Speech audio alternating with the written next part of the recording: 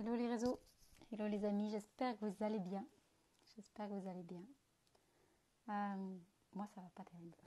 Moi c'est pas la grande forme et j'ai failli ne pas faire ce live. Et puis je me suis dit trop fastoche. Si tu fais tes lives uniquement quand ça va bien, c'est trop facile. Et c'est effectivement quand l'énergie est pas là ou quand on est plus dans le down.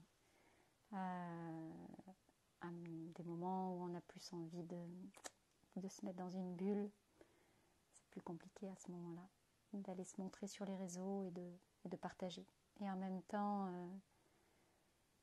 je me disais, ok, dans ce que je vis ce soir, qu'est-ce qui peut être une pépite pour moi d'abord et puis pour vous ensuite. Il est où le cadeau dans ce merdier apparent, je vais appeler ça comme ça. En fait, il y a 1 heure de cela à peu près, ouais. Je finissais une grosse journée de boulot qui était juste super. Et il y a 1 heure de cela, j'ai appris une nouvelle pas très agréable, on va dire, et qui concerne quelqu'un qui est très proche voilà, avec lequel je suis très, très liée. J'ai pas envie de partager plus pour l'instant sur les détails parce que c'est pas de ça dont il s'agit. Mais cette personne-là, elle est en difficulté.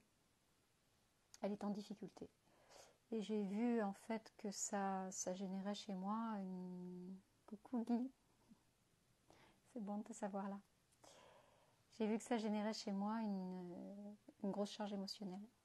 Alors en ce moment, je dois être un peu à fleur de peau parce que ça va vite. Mais c'est souvent comme ça, quand on est dans des périodes de transition aussi, on est hors du cadre habituel, on a perdu ses repères, mais on perd aussi ses barrières. Donc on est plus fragile et plus vulnérable.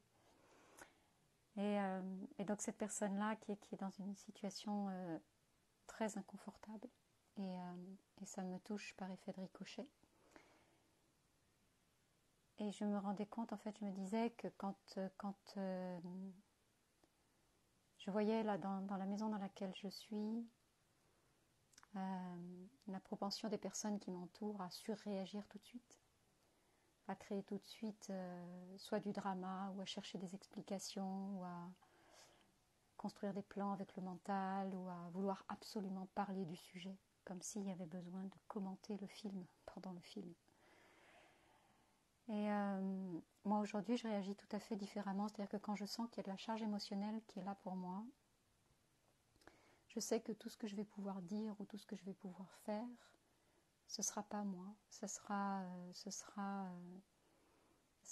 guidé par mes émotions, et ce sera pas, ça n'aura pas de sens, c'est pas que ça n'aura pas de sens, c'est pas constructif, voilà, c'est ça que je veux dire, c'est que c'est pas constructif. Et du coup, je vois aussi, aujourd'hui pour moi, j'identifie ça chez moi. Alors, chacun fonctionne différemment. Je serais curieuse d'ailleurs de savoir comment vous réagissez quand vous êtes face à une montée d'émotions. Mais moi, je laisse passer la vague d'émotions. Je laisse passer la vague d'émotions et si possible, je m'éloigne en fait des personnes qui m'entourent pour vraiment pas être pas surréagir et pas être non plus sollicité par leur propre charge émotionnelle en fait. Il y a vraiment je pense des moments où on a besoin de juste de digérer, de laisser passer l'émotion et de se laisser traverser par ça. Ça peut être des pleurs, ça peut être plein de choses, mais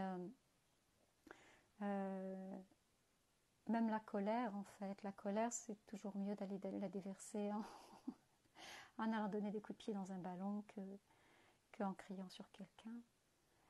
Donc, avec des mots qu'on va regretter ensuite. Donc, voilà, et tout ça, ça se passe à huis clos aussi dans nos maisons. Là, cette scène-là,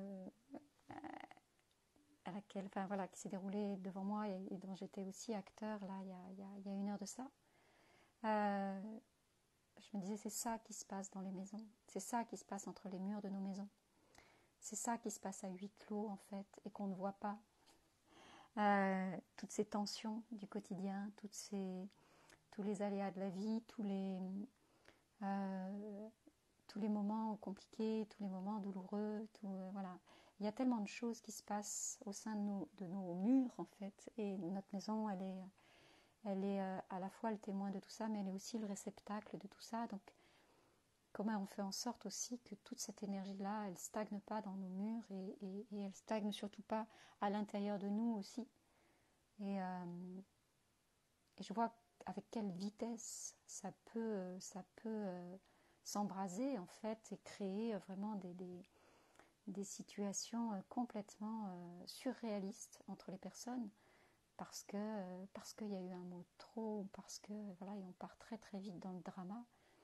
En général, il y a une situation qui est compliquée, qui génère ça, ou une situation conflictuelle qui génère ça à l'origine, mais au lieu de se pencher sur quelles solutions on a, ou quelles sont les alternatives, ou comment on traverse ça ensemble, il y a je sais pas, l'humain a cette capacité à mettre de l'huile sur le feu et à créer du drame là où il y en a déjà en fait, à surjouer le drame.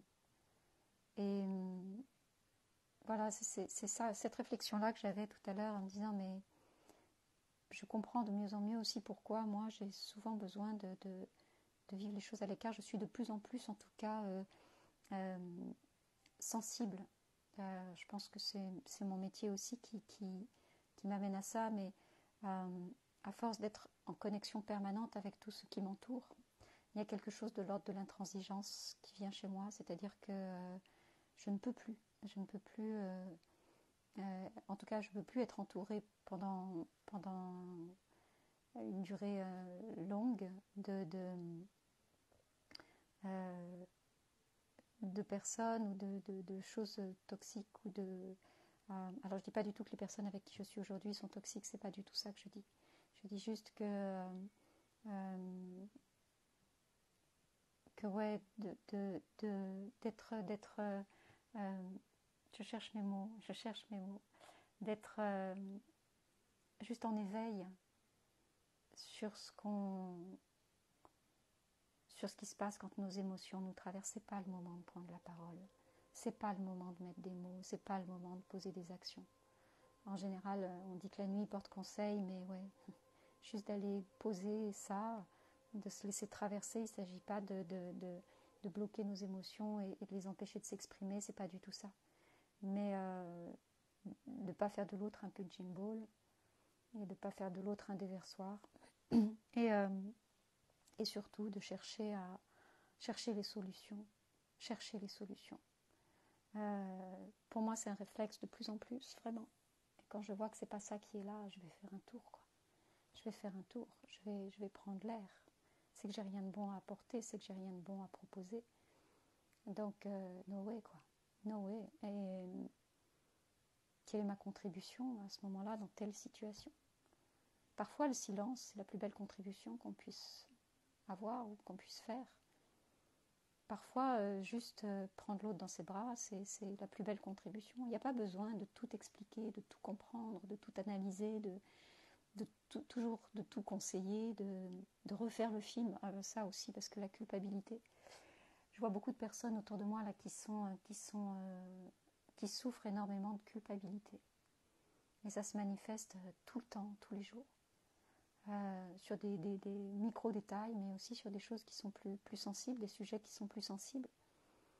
Et la culpabilité, pour moi, c'est vraiment un fléau parce que c'est quelque chose qui nous maintient en permanence dans le passé. C'est quelque chose qui nous maintient en permanence dans du regret. Et c'est pas quelque chose qui nous met dans une recherche, soit dans un process d'évolution, soit dans une recherche de contribution.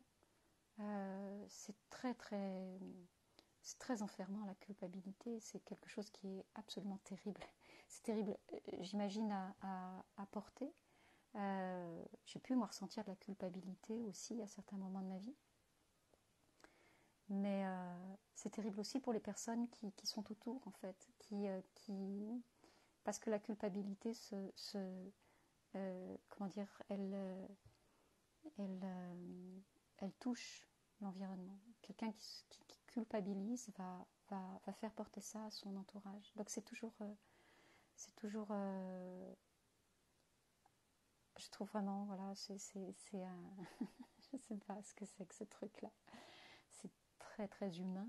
Il n'y a que les humains qui ressentent de la culpabilité. Et qu'est-ce qu'on fait avec ça, quoi? Qu'est-ce qu'on fait avec ça? Ça sert globalement à pas grand-chose. C'est assez stérile comme truc. Donc regardez, ouais, si vous ressentez souvent de la culpabilité et à quel moment ça vient vous chercher. Mais tout à l'heure, c'était vraiment ça, c'était la culpabilité des uns et des autres qui venait se rajouter au drame originel, ou à la situation compliquée qui avait provoqué tout ça, et chacun se renvoie la balle, et en fait il y a de la colère qui arrive, parce qu'il y a de la culpabilité au milieu, et chacun est mal avec son propre ressenti, et va reprocher à l'autre son propre ressenti. On est dans des trucs complètement absurdes, où personne prend sa responsabilité, où personne n'assume qui il est, ce qu'il ressent, et bref, c'était mon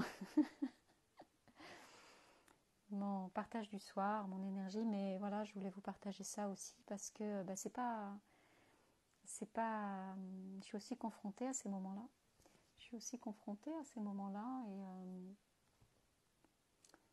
Et ouais, quand il y a de la tension dans une maison, c'est chaud, hein.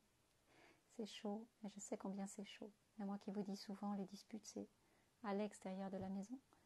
Je crois que moi j'ai ce réflexe-là en fait tout de suite, mais c'est pas acquis, hein. C'est pas acquis. C'est comme si la maison était un espace où tout était permis et où on peut s'autoriser à crier, à pleurer, parce que c'est l'espace où tout est permis. Je sais pas, mais ouais, il y a beaucoup de drames, qui se jouent dans nos maisons. Il y a beaucoup de pleurs, il y a beaucoup de chagrin, il y a beaucoup de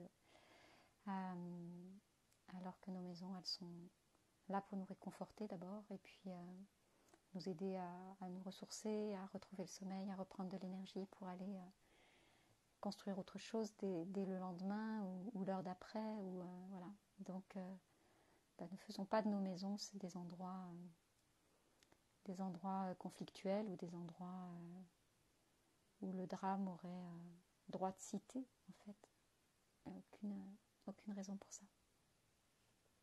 Voilà, mes amis, je vais aller me reposer, me ressourcer, reprendre de l'énergie aussi, puis demain j'y verrai plus clair. Je saurai mieux quelles sont les actions que je dois poser, si je décide d'en poser.